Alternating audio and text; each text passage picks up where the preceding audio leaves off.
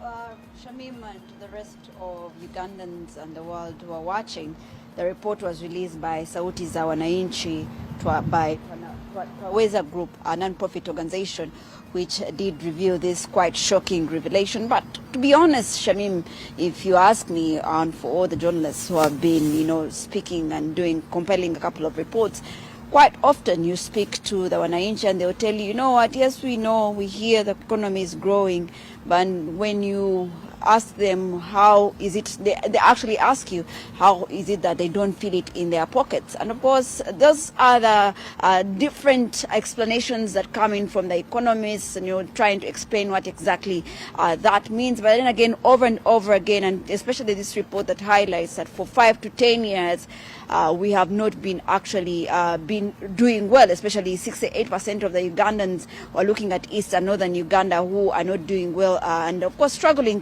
to make ends meet. I'll speak to the gentleman who really works with many Ugandans who are trying to make ends meet, the executive director of the Federation of SMEs, Mr. John Walgembe. Quite often we hear that conversation, and the economists say if you want to know if the economy is growing, is ask how many Ugandans are going home with something for their homes, for their families in every evening. And yet here reports are saying that many Ugandans are struggling, and that's where I'll bring you in as an expert. Why do you think this is so?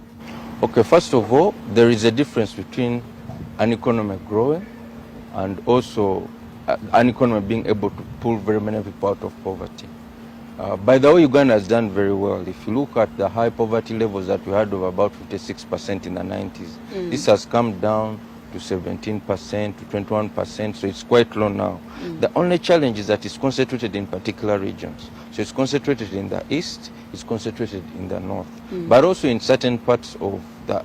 We also have very many what we call the urban poor who can't afford to make ends meet. So I think the biggest challenge for us as is to make the economy to work for everybody. Let's make sure that the gap between the haves and have-nots reduces. And that's why you see most of the government programs now are concentrated on wealth creation. Because government thinks that by focusing on the bottom, bringing people, what government says, bring people into the money economy, they can be able to address those disparities in terms of income. So that's a problem that has been on for some time, that yes, the economy is growing, but it's only working for a few. How do we ensure that we bring more people on board, how people to support them, and programs like the parish development model are meant to achieve exactly that. It's been a few years since PDM was launched, and the president is on a countrywide, tour in different regions, talking about encouraging people to actually be part of and embrace this PDM and MIOG and many other projects. But then for the 3 years that it has been so far, do you see it being the magic bullet we're looking for? No, we can't talk about magic bullets, because you see poverty is multidimensional, poverty is complex, and it takes long to address. So PDM is a contributor to addressing this problem. And I think the impact will be seen after some time. 3 years is a very short time to make an assessment. So at this point, we are simply ticking off boxes. Has this been done? Has money been sent to circles and so on? But in terms of impact, I think it's too early to judge. But I would say it's one of the solutions. It cannot be the only solution. It cannot be the magic bullet.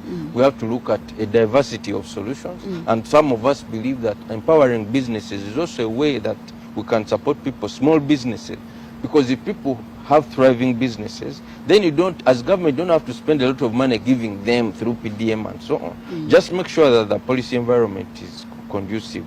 Don't put too many taxes on them. Just make sure that they operate, because even if they are not paying you very many direct taxes, they are contributing indirectly through consumption taxes. So I believe that this kind of conversation that doesn't just look at poverty as one part of government, but looks at the whole policy of government, from the taxation regime to the policy environment and so on. How do we ensure that all these things work to ensure that we address this gap? This gap that we keep talking about, those who are benefiting from this growing economy, what kind of sectors are they operating within? Because these people who are not in the economy are much more like they're actually operating in the agriculture sector, in the subsistence sector. How do we get them to that economy that is working? And is that economy the one that will actually bring out this solution to the poverty we're seeing? The drivers of this economy now, as you see, of course, agriculture is still important.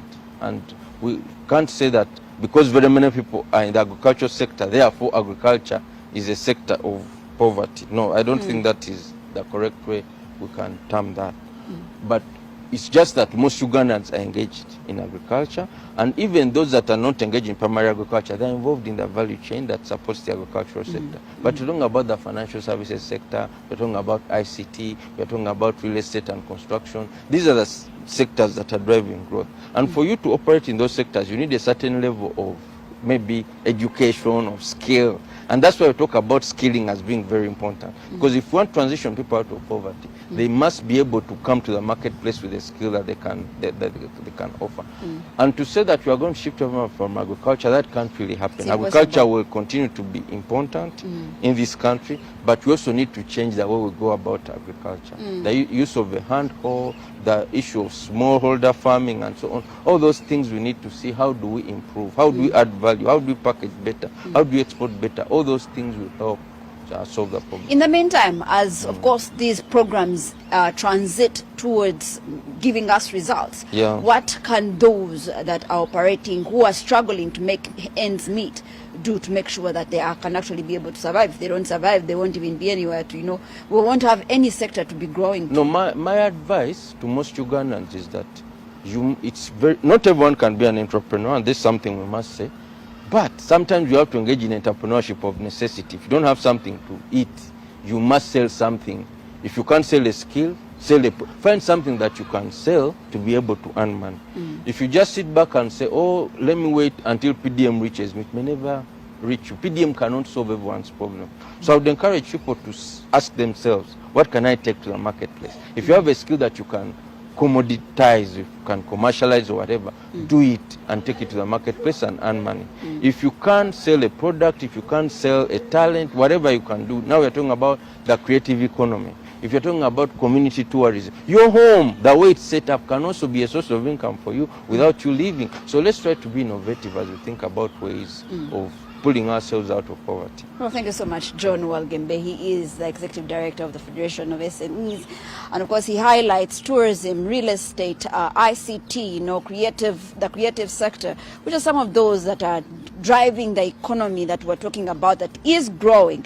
But then, of course, reports like this that highlight that sectors like agriculture, where most of the Ugandans operating in, are the ones that are struggling the most. But then you also see government's effort towards, making sure that those Ugandans are brought into the money economy. The question is, how do we balance the two because it will take time. So in the meantime, as that grows, how do we be able to find a solution of the now, especially the Ugandans who are struggling to make ends meet? The ones that President Museveni always talks about, the ones who work for Ekida Kionka. So of course it's a very big conversation, and like he says, poverty is not a problem or a challenge that we're going to be able to solve in just a snap. It's going to take a long time. It's going to take processes. It's going to take building. But then how do we mitigate the challenges that we're meeting within? Back to you, Shamim, at the Political Command Center. Well, thanks, Victoria Bagai. It's interesting. Those